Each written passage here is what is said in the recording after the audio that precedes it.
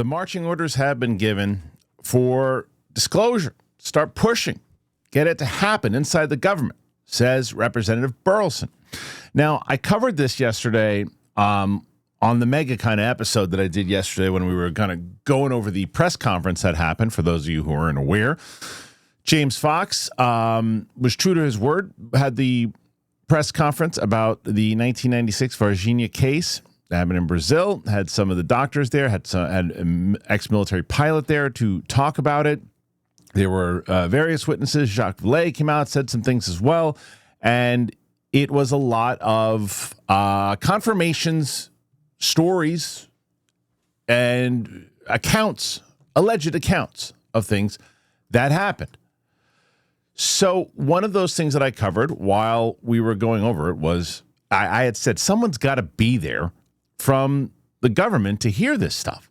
Because if they're doing these hearings all the time and they're getting these witnesses that say, well, I heard that I can't tell you anything, you got to do it in a skiff, or I heard from someone, but I didn't see it firsthand, and that's usually what the hearings have been. And they've been having problems getting whistleblowers to speak. But they got to have somebody at this press conference to hear what these guys who supposedly was in a room with an alien. So that happened. One of the major players in the game right now for the government has been Eric Burlison. And he has stepped up. It's interesting how when you go back to like 2023 and things shift as far as who's really taken front and center with the microphone when it comes to the government. And it was Luna at a time. It was Chuck Schumer at a time. It was Moskowitz. It was Burchett. And now for the last, at least I think 6 months to a year, Burlison has really stepped up and said, okay, I'm going to speak on the behalf of the government that's really looking into this. We are passionate about this. And I've also said many times that his outlook has seemed to have changed a bit from when, if you go back to 2023 and you go back to those hearings, he seemed a little bit more skeptical, never of like, this is BS. He knew something was going on. And he knew that there were things that they needed to look into, but he was very clear about saying, I haven't seen any evidence that says anything's alien. I was in a room just now, and it actually kind of, to me, cemented more of the fact that I don't think it's alien or extraterrestrial. But that was in like 2023. Since then, as I've mentioned, he has sat next to Eric Davis, who has said many times over about the different various species that are around. He's listened to the conversations that James Fox and others and Jeremy Corbell and people like that have had about this. David Grush has worked for him. David Grush talking about the fact that there have been remains and things picked up. And then yesterday he's at this hearing about the Virginia case. So one would assume that his stance has changed. But what his stance has not changed is trying to figure out and get answers. And he said as much yesterday. AOL covers this one, and this is, again, from the hearing yesterday, to which Republican Missouri Rep. Eric Burlison joined witnesses and enthusiasts at a conference commemorating the 30th anniversary of a famous alleged extraterrestrial encounter, during which he spoke in favor of disclosure and whistleblower protection. The UAP press conference, hosted by James Fox, marked the 30th anniversary of alleged 1996 encounter in Virginia, Brazil, during which some claim the Brazilian government captured two non-human entities.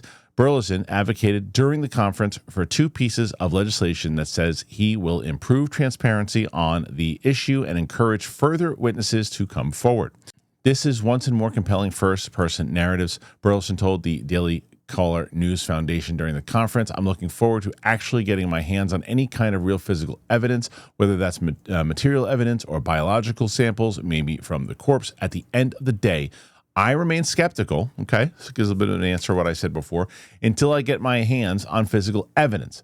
But until then, I'm going to take it seriously investigating myself. A sticker declares the existence of flying saucers from the window of a car parked on property near Jamal, California, October 15, 2000, purchased by the Unarius Academy of Science to serve as a future landing site for space brothers from other planets. Burlison urged passage of the UAPDA as well as whistleblower protections in legislation. We've been giving marching orders. We have legislation that we need to pass, the congressman said. We've heard from a lot of witnesses. It's time for action. And it's time to get the receipts. So it's time to pass the UAP Disclosure Act. It's time to pass whistleblower protection within that or a separate act. Fox told the DCNF that the conference was an important forum for people to connect on a human level while grappling with the issue of transparency in alleged UAP sightings. I think that it's safe to say that there's enough extremely compelling firsthand eyewitness testimony. Something truly extraordinary took place, and we just want an investigation, the filmmaker told DCNF. It's one thing to watch witnesses testify in a documentary or make claims in a documentary. It's very different to look someone in the eyes, shake their hand, to meet their wife, to meet their colleagues. Look, I got a bum shoulder, man. Stupid things happen to my body as I'm getting older. And another thing that happened to my body this year or last year rather, was the holidays. I was traveling a lot. I had a lot of good food, and then you just get a lot of chaos, and it knocked me off my health and fitness goes. And for me, I'm getting older. I've noticed that the holidays, it takes a bigger and bigger toll on my body. But January's here. It means it's time to get back into the swing of my healthy routine, and I have been. I've been hitting the gym, going back to it, and I'm not just getting back into my normal healthy routine. I'm actually helping my body turn back the clock. How are you doing that? Well, you might not know this, but the things that happen to our body as we get older, you get stiff joints in the morning, longer recovery from the gym, there's hair thinning, nails breaking, every skin losing their smooth glow, and that can be fixed. They happen because your body's collagen levels start to naturally decline beginning as early as your mid-20s. Collagen is often referred to as the glue that holds our bodies together, so you can imagine that a decline in collagen production has some big impacts on your body. But that's where Bubs Naturals collagen peptides come in. Bubs helps restore collagen levels closer to what your body naturally had in its youth, so your joints feel stronger, your hair and nails grow healthier, and your skin looks smoother. And it's super easy to use. You mix it into your coffee, which is what I do. Some people put it in their smoothies, or you can put it in juice.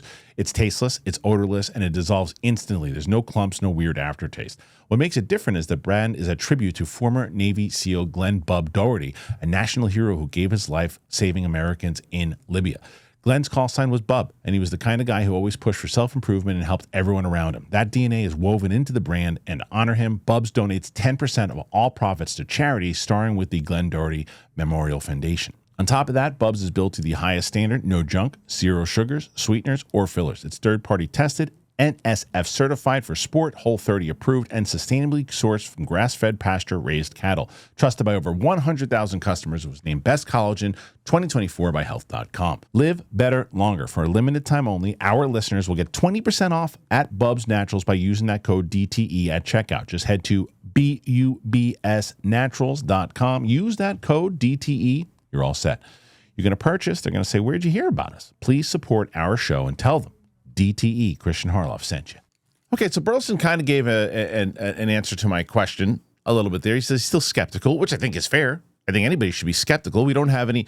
Most people yesterday, including myself, as I was watching, said in order to really make an impact here, they got to have some kind of sample. They got to have a picture. They got to have video. They got to have something, because even if the stories are compelling, most people are going to say in the comments section, whoever's listening, they're going to say the same thing, which is more words, more stories, nothing to see here. Now, I do think that there was something pretty big when it came to the fact that this ex-military pilot was talking about this, when it came to the fact that Jacques Vallée was saying what he was saying, when it came to the fact that Eric Burlison took that time. This is someone who works inside of the government that could be working on other things at the moment, but he's there at this hearing or this conference. And he made it clear to say, we're going to be pushing more so for the UAPDA to be passed. We're going to be looking and pushing towards getting whistleblowers protected, because something needs to be done to find out what is actually happening. But he didn't say, and I don't think he can say, yes, you know what? I believe it's aliens. I don't think he can say that. for his career. Now, I don't necessarily know if that's true, because I do think that if you pushed Burchett or Luna, who talks about interdimensional stuff and other things, that they seem to be still holding their positions and saying things. So I wonder what the hesitancy is, unless it's just authentic in the fact that he feels like the rest of those people I just mentioned in the comments. Look, I'm pushing towards it, but where's that picture? Where's that video? But he's got to understand better than anybody at this point. You ain't getting those pictures and videos unless you're able to do what you're promising here, which is to get these people protection.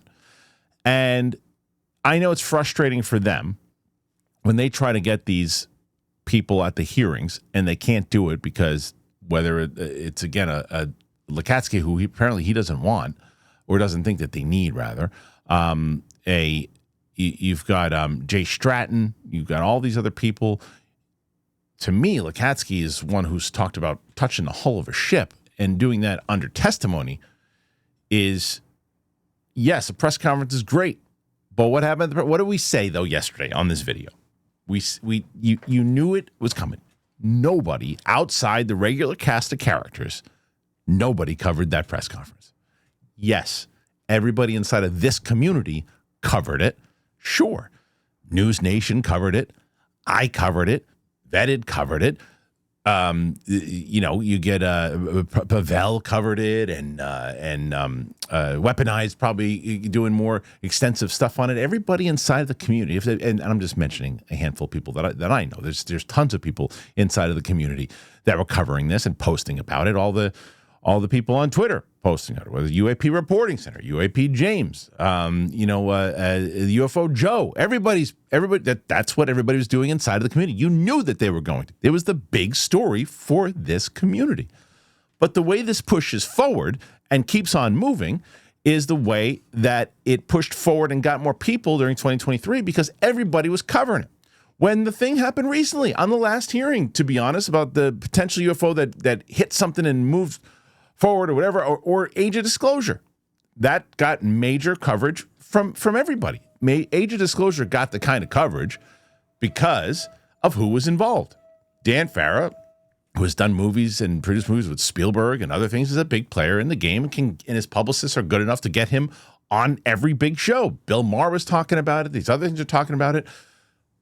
But this story, which is a fascinating thing, like James Fox needs Dan Farah's publicist. He even needs Lou Alessandro's publicist, because Lou was on every damn show when Lou had his book.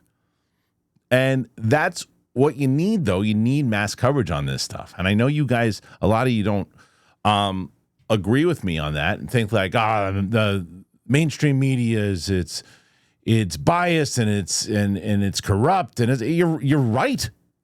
Doesn't mean it doesn't have an impact. Doesn't mean it doesn't have reach. And that's the way people consume news, is they see this stuff. Not me, I get it from the internet. Yeah, but a lot of these things keep, like, as I mentioned in viral moments, and I use the Haktua girl as the example all the damn time. More people in the world know about the Haktua girl than they knew about this. How stupid is that? And I'm not telling you that everybody had to believe in it. I'm just saying the fact that there was an ex-military pilot talking about this and saying that there could be 30 to 40 other witnesses, and the fact that there was an actual representative from the government talking about UAP disclosure, and nobody was covering that outside of this community. So things need to change, things need to push forward. And what it needs, like any other thing, it needs money. It needs money behind it. That's the main thing. I don't know where the hell Bigelow went, but Bigelow, I think, it probably has his own interest that he's working on right now, that he's not really helping the movement, nor do I think he wants to help the movement, because he probably has a lot of things that he's working on and other people are working on that they don't want bothered or disturbed. So they need somebody that's going to back it. They need somebody who's going to really put some money behind it so they can protect the whistleblowers, to really get that forward. And they're going to need some heavy hitters to really push and get this bill passed. Because if I was going to bet on it, there's been like 2 or 3 times they've tried to do this already, and it's failed every single time. Or I guess one time it was passed, but it was gutted tremendously. And Grush had said that when he was on Rogan, that it was going to happen because of the two Mikes. It was Mike Turner and I forget the other guy's name, but between the two of them, and that's exactly what happened. So what is going to happen? What will be different this time around? Full disclosure, I'm trying to get Representative Burlison on this show for an interview. I'm working on it. Things seem to be moving a little bit forward. So if that happens, I obviously will be posting it sooner than later. But I'm working on it. And I'll ask all these questions. You guys know I will. It's the same, and I'm sure he'll be open to answer them in the same way that I've asked anybody that's been on this show. Want to make sure that I have so much to ask. I have so much to ask, especially for someone who's really got their feet dug into the ground here on this one. What's moving forward? So we'll see. Thanks for being here. I really appreciate you. We'll be back again tomorrow. And that's about it. So as I mentioned beforehand, if you want to help the show out, please go check out our good friends over at Bubs. And that's all I got for you. We'll talk to you soon.